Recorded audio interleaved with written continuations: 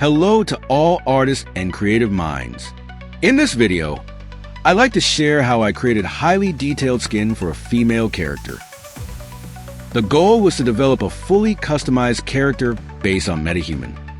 The character needs to be versatile, suitable for any animation and clothing design, which is why I aim to create extremely high detail skin for the whole body.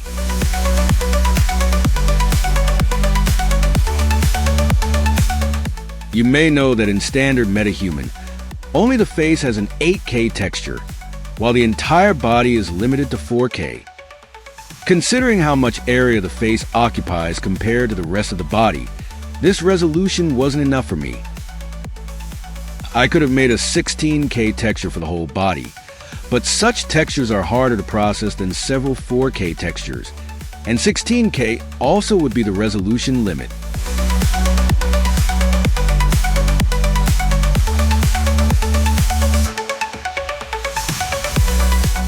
So, I opted to use a UDIM layout. I also decided to modify my character's body topology. While the head retains MetaHuman's topology, the body has a different one.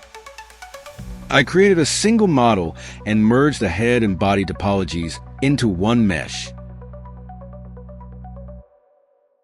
Then came the question of which approach to take for creating highly detailed skin.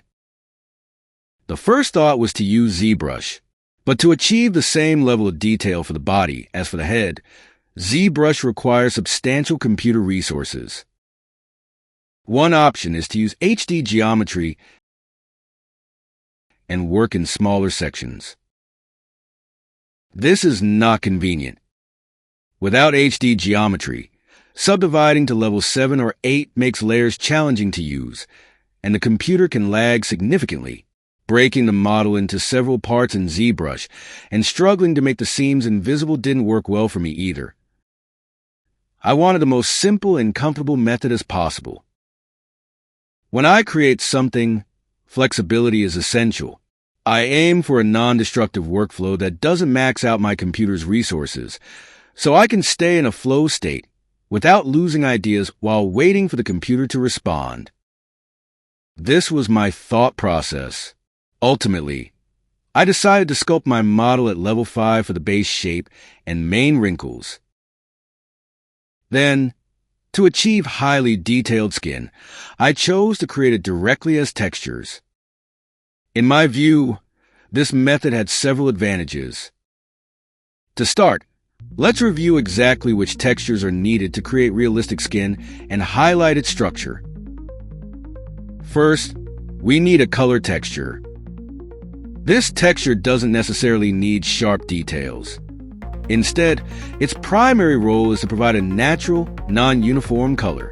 There should be slight color variations on the extremities, subtle color changes on the shape of body protrusions, and an overall structure that resembles a light noise pattern. Next, a subtle cavity texture is layered onto the color texture to bring out the skin's details. This cavity texture must align perfectly with the normal map. Speaking of which, we also need a normal map to define the skin surface details and shape. Then, we need a roughness texture, which controls the shininess of each area. For realistic skin, the roughness should be nearly white in the deeper areas of the skin, such as pores, and a light gray on the rest to maintain a slight shine. Body areas prone to sweating should be darker in the roughness map to give them a higher shine, while recessed areas should be white to prevent shine.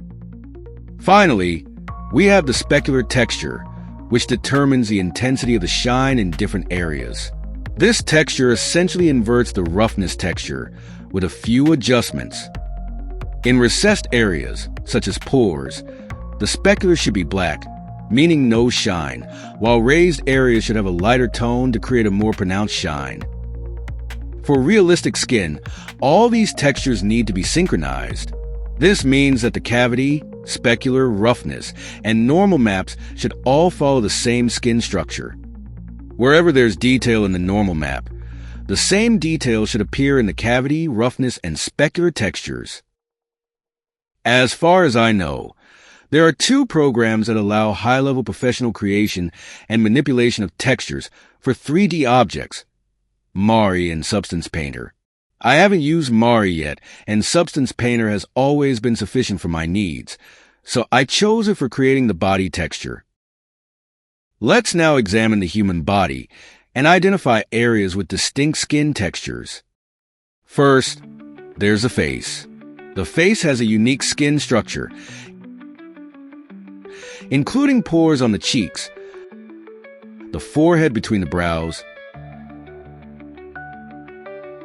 under the lower lip, and horizontal micro-wrinkles on the forehead and neck. Next are the hands. Each finger, the back of the hand, and the palm also have unique skin textures. Then come the elbows. Then the knees. The area behind the knees. Then the buttocks and thighs, and the forearms, which have large bumps.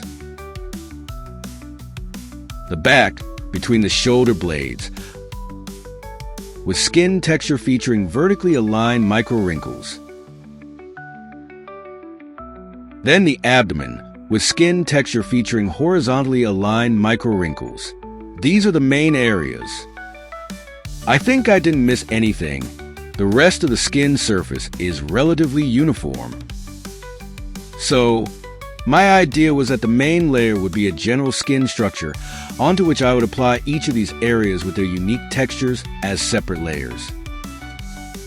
So, the first thing we'll start with is the head texture. On the site 3dscanstore.com, you can download a free HD head. This is a high-resolution scan of a woman's head, which is perfect for our needs. We get all the head textures and a high-resolution ZBrush file. However, the shape and UV coordinates of this head are entirely different from those of Alia's body, which I plan to texture. Here's the first lesson: how to transfer a head texture from one character with a different topology, shape, and UV coordinates to another. For this, we can use ZWrap, a plugin for ZBrush. The first thing we need to do is transfer Alia's shape onto the scan head. We need to scale up the scan head and adjust its size to match our character's head. Make sure the scan head, the one you want to change, is at the top layer in ZBrush's tools.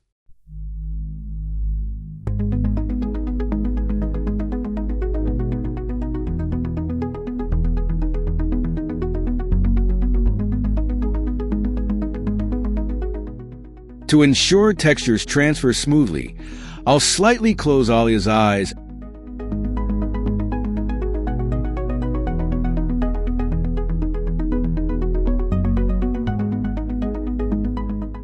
and open her mouth a bit.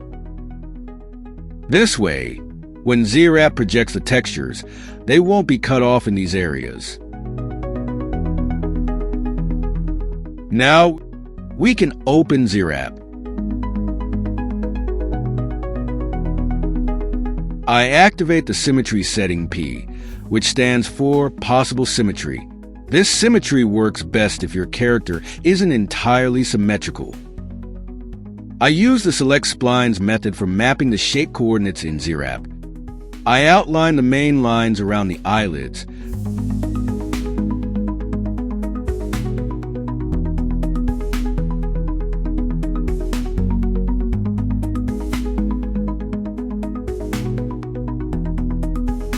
Then the mouth and lips.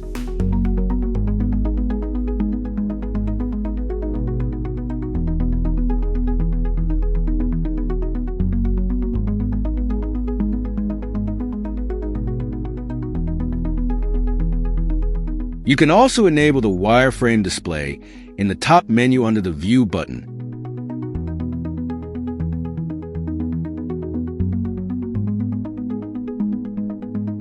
Then, of course, the ear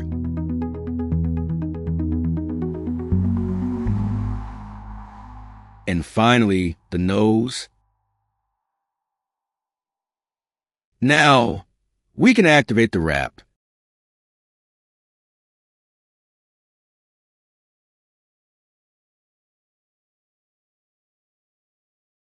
After transferring the model shape, we can further adjust it in ZBrush using the Project All function.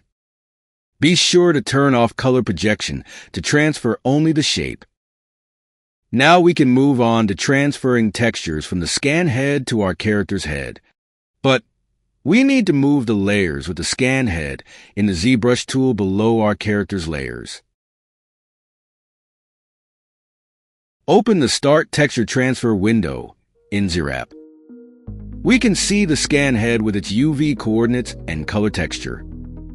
The resolution of this texture is 8K, which is just enough for each UDIM. You can adjust the resolution of the texture you want to export in Preferences. You can see that the target, Alia's head, has different UV coordinates. Click the Project button. The texture has been recalculated to fit the UV coordinates of our character. Let's also extrapolate the new texture to eliminate any visible seams.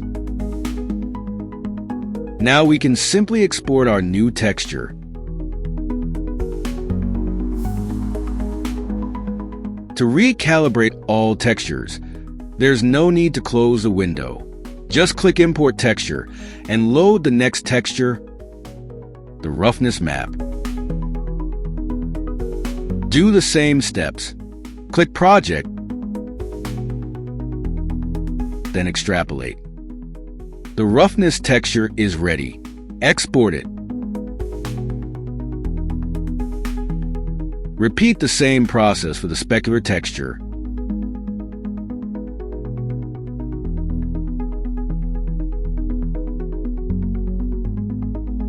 Finally, recalibrate and export the displacement texture.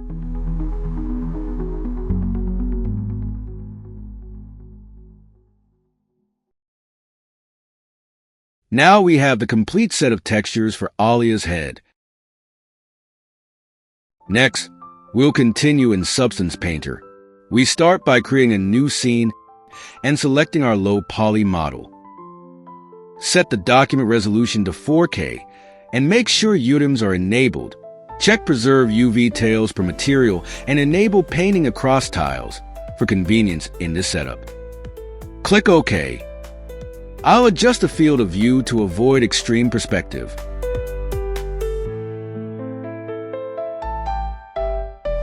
Now, I'll bake the primary textures from my high poly model created in ZBrush. As you might remember, it was set to a level of detail only 5. We'll add all ultra-fine skin details in Substance Painter. I'll reduce the distance in the cage file and turn off the ID bake, as it's not necessary for this. Then, click Bake Selected Textures.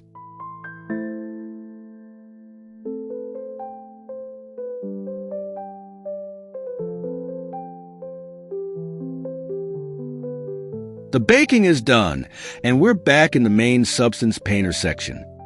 Our character now has all the details transferred from the high poly model. Next, let's import the head textures that we transferred onto our character from the scan. I'll create a fill layer. You will notice there's no specular channel.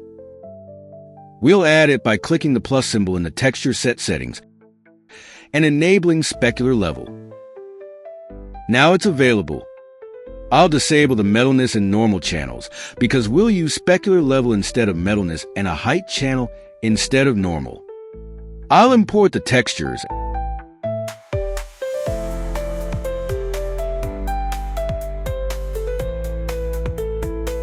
and assign each to its respective channel. Color goes to color. As you can see, the head texture applied across all UDIMs on the model. I'll restrict this layer to only UDIM 1, the head.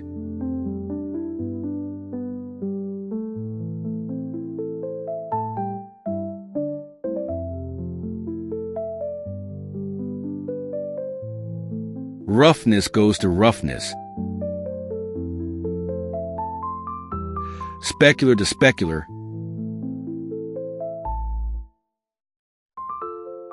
and displacement goes to height. But as we can see, the displacement is too intense, so I'll lower it. We can control the strength of the channel through levels. In this case, I'm adjusting the height channel to set the displacement intensity.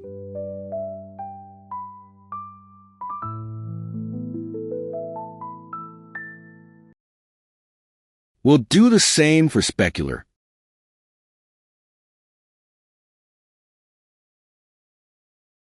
The head texture is complete, but needs some refining. Since I'll be creating realistic eyebrows in XGen and Maya, we don't need the painted eyebrows, and we'll erase them.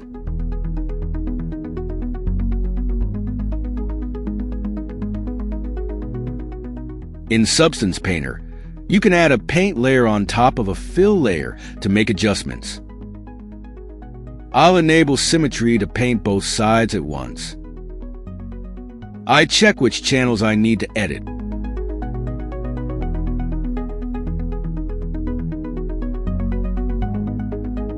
Which in this case are color and specular. If I make edits to the color channel, they should match the specular channel to keep the texture realistic. I'll select the clone tool. Be sure to disable any filters in fill layer before cloning, or they'll apply to the clone texture. In the clone tool settings, I enable color and specular channels. These will be cloned. With the V key, I'll select an area without eyebrows to sample from. As I start painting over the eyebrows, nothing seems to happen. It's important to set the blend mode to pass through for the channels you're painting on in the paint layer. I set the blend mode to pass through in the color channel and immediately see the cloning results. I do the same for the specular channel, setting it to pass through. Now I can clone from one area to another, covering the painted brows.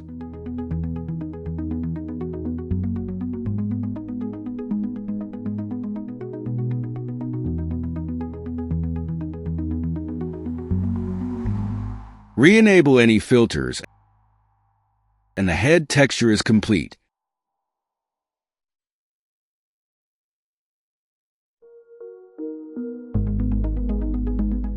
Let's create a neutral skin texture for the entire body. And import a seamless neutral skin texture.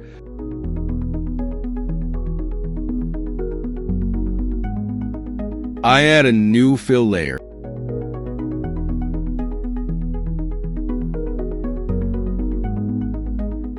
Placing it in the height channel.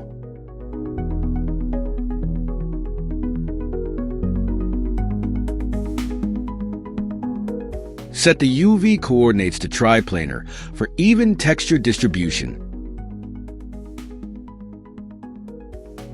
Instead of masking each layer applied to the body individually, I'll create a folder for the main skin texture fill layer. We'll only need one mask for this folder, no matter how many layers we add to the body later. I'll add a white mask in, using polygon fill. Select UV islands and fill them with black to activate the mask only on these areas. You can do this also in the 2D view as well. With symmetry on, the fill applies to both sides at once. I'll use a soft brush to paint the mask and blend the transition between the head and body textures smoothly.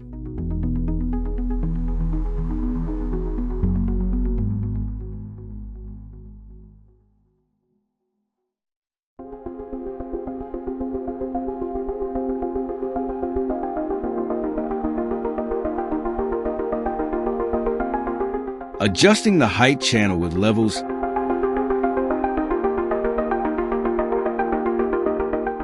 lets me fine-tune it.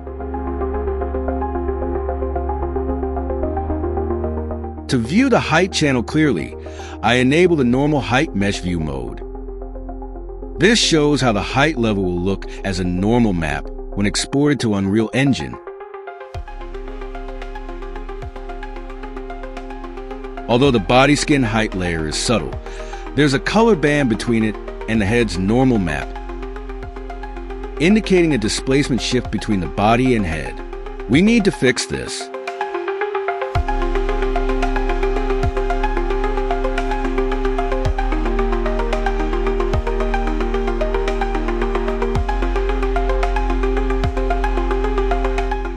Ideally, no band should be visible, and the body layer should cover the head texture. To ensure this, set the height channels blend mode to normal. With that, the seam on the head texture is no longer visible.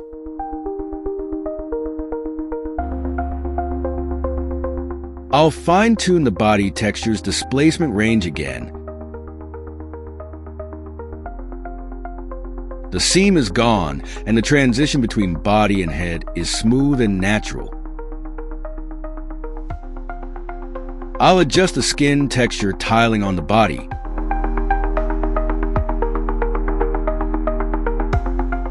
Ensuring it doesn't appear too large.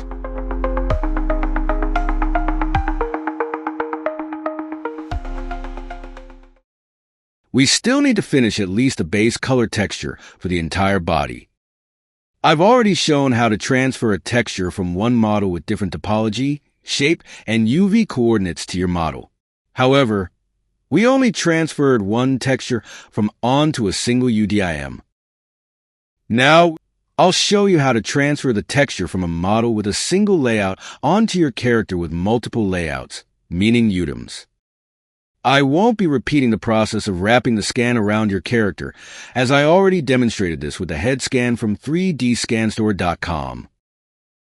I've already done it for the whole body this time, using the scan to transfer the color texture.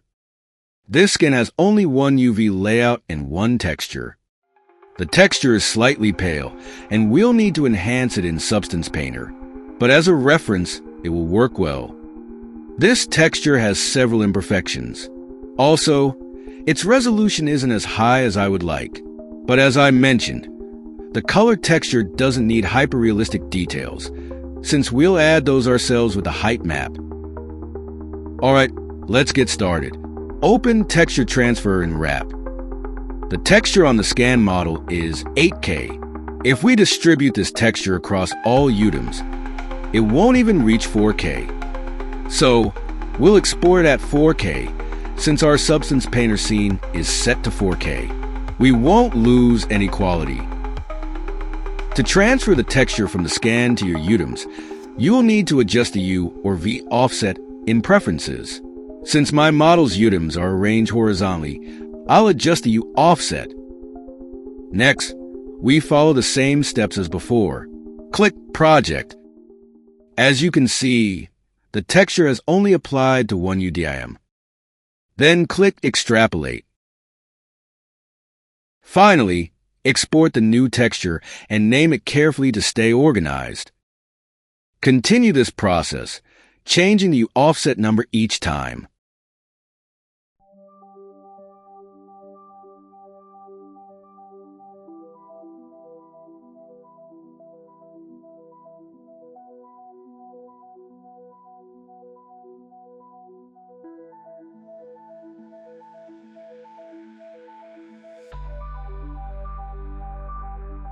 Now, let's import these new color textures to our model and assign them to the corresponding UDIMs.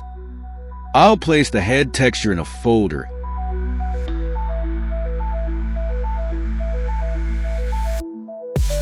and delete the paint layer that was automatically created when we set up the new scene.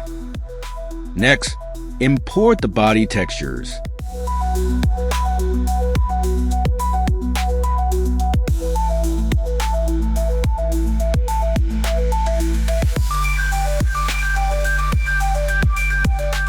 Create a fill layer.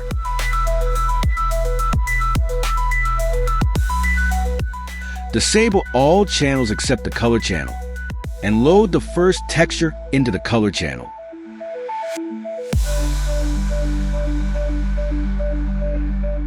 In the geometry mask settings, turn off all UDIMs that this texture doesn't apply to.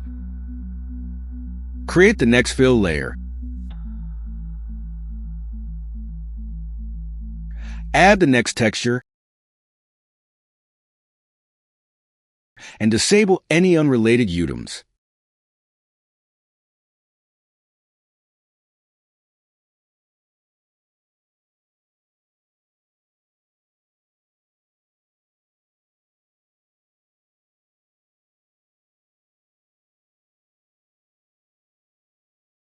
Repeat this process with the remaining textures.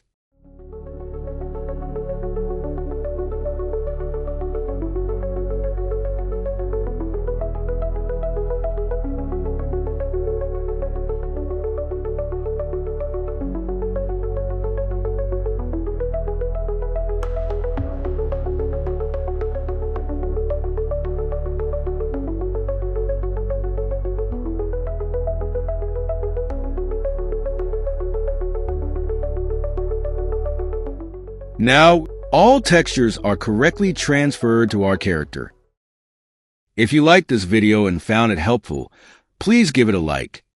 To not miss new videos of my work and tutorials, I'd be happy if you subscribe to the channel. I look forward to you watching my next video.